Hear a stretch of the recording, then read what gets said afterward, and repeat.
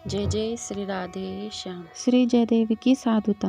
श्री जयदेव जी को एक बार एक सेवक ने अपने घर बुलाया। दक्षिणा में आग्रह करके कुछ मोहरें देने लगा। आपके मना करने पर भी उसने आपकी चादर में मोहरें बांध दी। आप अपने आश्रम को चले। तब मार्ग में उन्हें ठग मिल गए। आपने उनसे पूछा कि तुम लोग कहाँ जाओगे। ठगों ने उत्तर दिया, जहाँ तुम जा रहे हो वहीं हम भी जाएंगे। श्री जयदेव जी समझ गए कि ये ठग हैं। आप तो परम संत थे। आपने गांठ खोलकर सब मोहरें उन्हें दे दी और कहा कि इनमें से जितनी मोहर आप लेना चाहो तो ले ले। उन दुष्टों ने अपने मन में सोच समझकर कहा कि इन्होंने हमारे साथ चालाकी की है। अभी तो भयवश सब धन बिना मांगे ही हमें सौंप दिया है, परंतु इनके मन में यही है कि यहाँ से तो चलने दो, आगे जब नगर आएगा तो शीघ्र ही इन सबों को पकड़वा दूंगा और दंडित करवाऊंगा। चार ठगों ने आपस में विचार किया, क्या करे। एक ने कहा, धन लेकर इनके प्राण लेकर भाग चलो। दूसरे ने कहा, मार कर क्या करे, धन तो मिल गया। तब सबने निर्णय किया कि न मारो न छोड़ो। यह सोचकर उन ठगों ने श्री जयदेव जी के हाथ पैर काटकर बड़े गड्ढे में डाल दिया और अपने अपने घरों को चले गए। जयदेव जी वहां पड़े पड़े मधुर स्वर में श्री युगल नाम संकीर्तन करने लगे। थोड़े समय बाद ही वहां से एक राजा जिनक नाम लक्षण सेन था, वहां से निकल रहे थे। राजा भक्त हृदय थे। उन्होंने युगल नाम संकीर्तन सुना तो सैनिकों को आदेश दिया कि ये वाणी कहाँ से आ रही है, यह ढूंढ कर निकालो। सैनिकों ने देखा कि एक अंधकूप में श्री जयदेव जी संकीर्तन कर रहे हैं और गड्ढे में दिव्य प्रकाश छाया है तथा हाथ पैर कटे होने पर भी वे परम प्रसन्न हैं। तब उन्हें गड्ढे से बाहर निकालकर राजा ने हाथ पैर कटने का प्रसंग पूछा। जयदेव जी ने उत्तर दिया कि मुझे इस प्रकार का ही शरीर प्राप्त हुआ है। राजा समझ गए कि यह परम संत है, किसी की निंदा शिकायत नहीं करना चाहते। सच्चे संत को परिचित देने की आवश्यकता नहीं होती, उनका आभा मंडल ही सब बता देता है। श्री जयदेव जी के दिव्य दर्शन एवं मधुर वचनामृत को सुनकर राजा ने मन में विचार किया कि मेरा बड़ा भारी सौभाग्य है कि ऐसे संत के दर्शन प्राप्त हुए। राजा उन्हें पालकी में बिठाकर घर ले आया। चिकित्सा के द्वारा कटे हुए हाथ पैरों के घाव ठीक करवाए। फिर श्री जयदेव जी से प्रार्थना की कि अब आप मुझे आज्ञा दीजिए कि कौन सी सेवा करूं। श्री जयदेव जी ने कहा कि राजन, भगवान और भक्तों की सेवा कीजिए। ऐसी आज्ञा पाकर राजा साधु सेवा करने लगा। इसकी ख्याति चारों ओर फैल गई।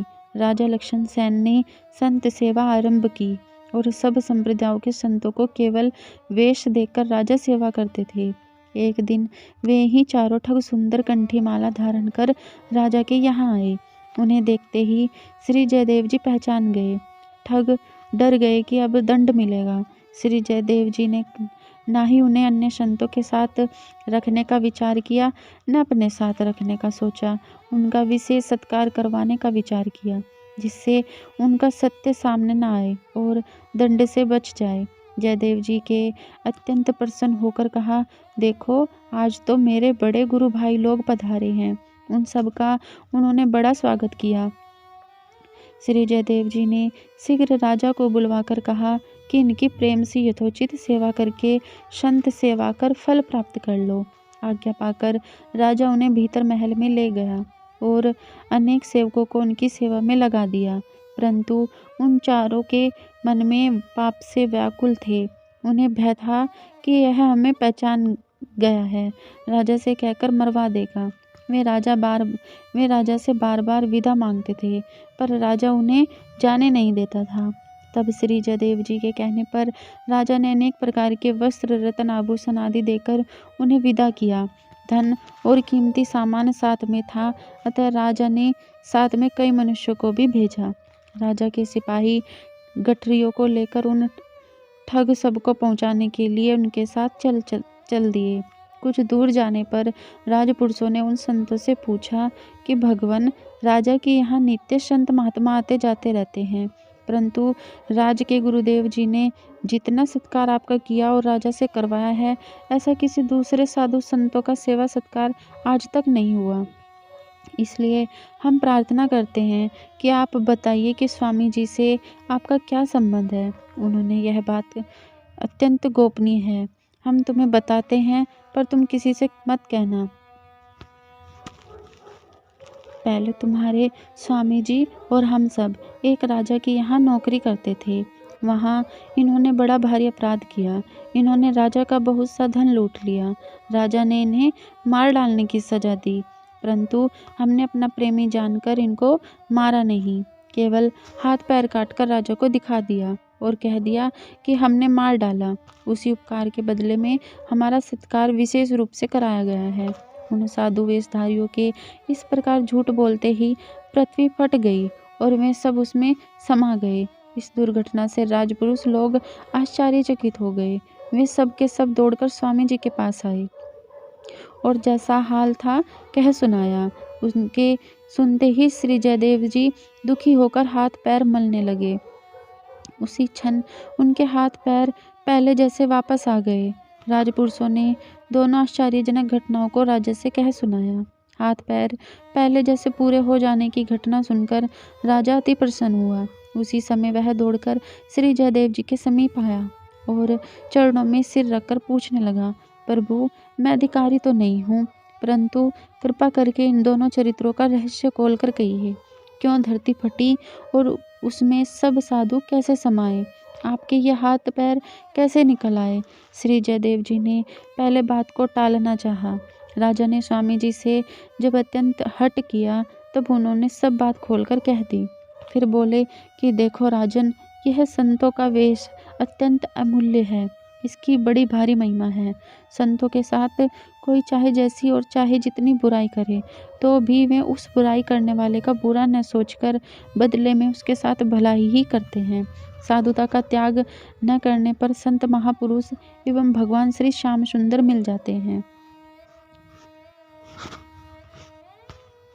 श्री जयदेव जी की पत्नी श्री पद्मावती जी का पतित प्रेम।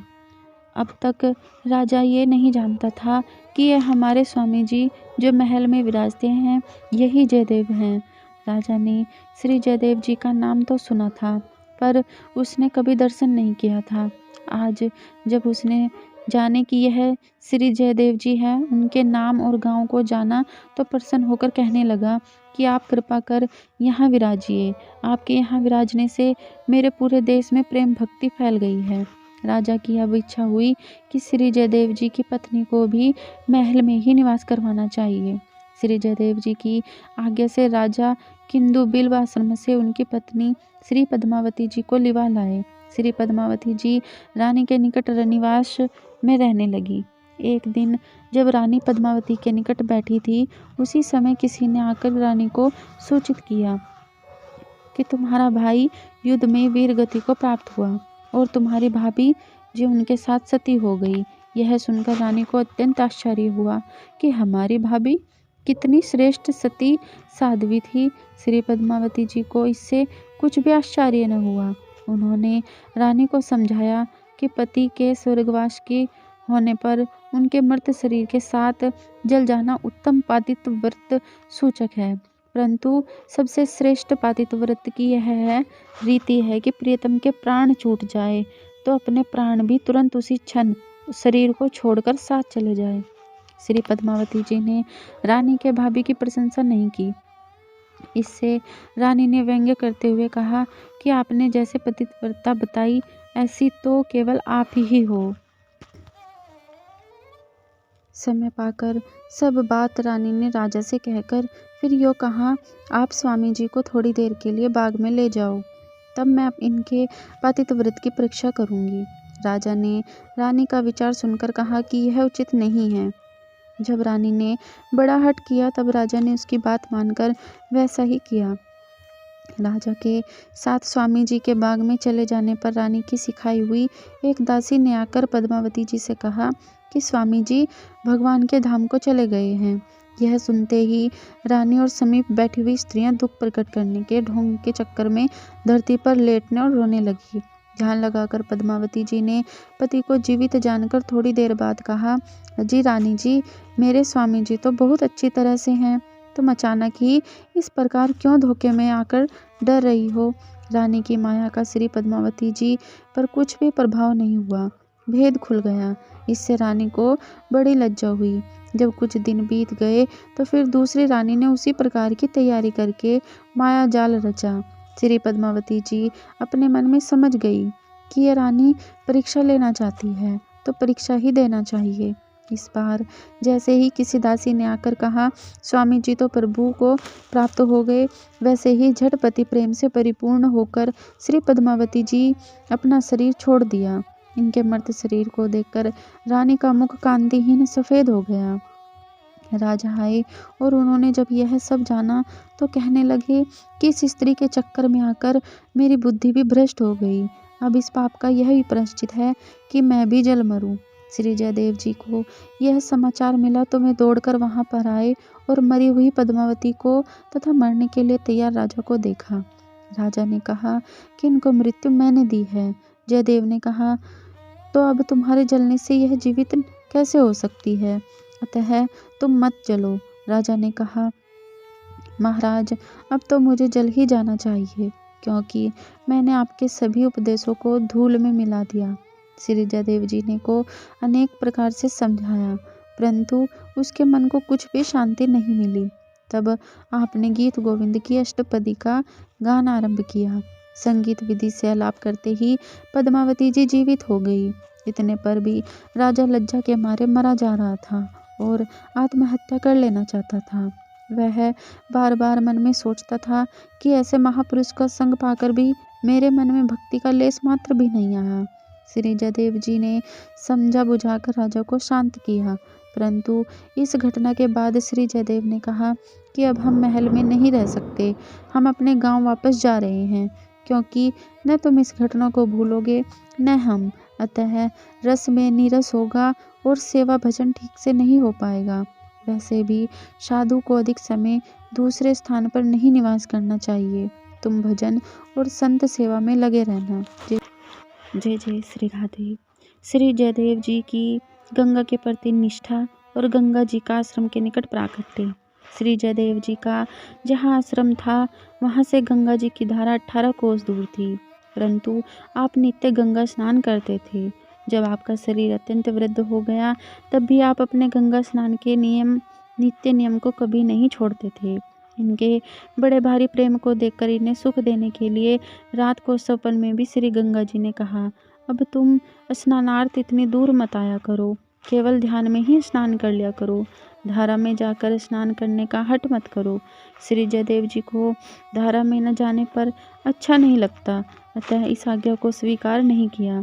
तब फिर गंगा जी ने स्वप्न में कहा, तुम नहीं मानते तो मैं ही तुम्हारे आश्रम के निकट सरोवर में आ जाऊंगी।